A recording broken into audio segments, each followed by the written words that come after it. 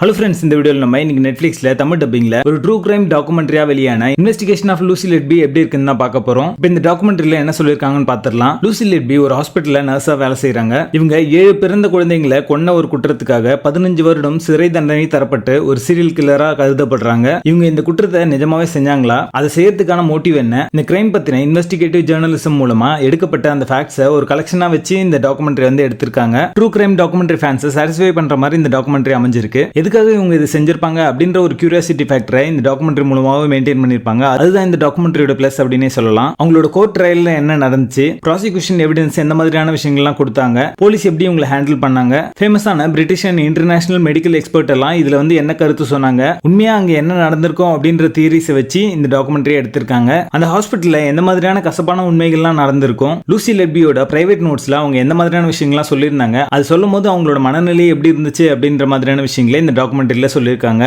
Miscarriage சம்பந்தப்பட்ட கசப்பான உண்மைகளை ரொம்ப நல்லாவே இந்த படத்து மூலமா சொல்லியிருக்காங்க. பேசிங் ஆவரேஜா இருக்கும். மொத்தத்துல இது ஒரு ஒன் டைம் வாட்சபிள் டாக்குமெண்ட்ரியா வந்திருக்கு. இந்த டாக்குமெண்ட்ரியில அடல்ட் கண்டென்ட் இல்ல, சோ ஃபேமிலியோட பார்க்கலாம். தி இன்வெஸ்டிகேஷன் ஆஃப் லூசி லெட்பி டாக்குமெண்ட்ரிக்கு எங்களோட ரேட்டிங் 6 out of 10.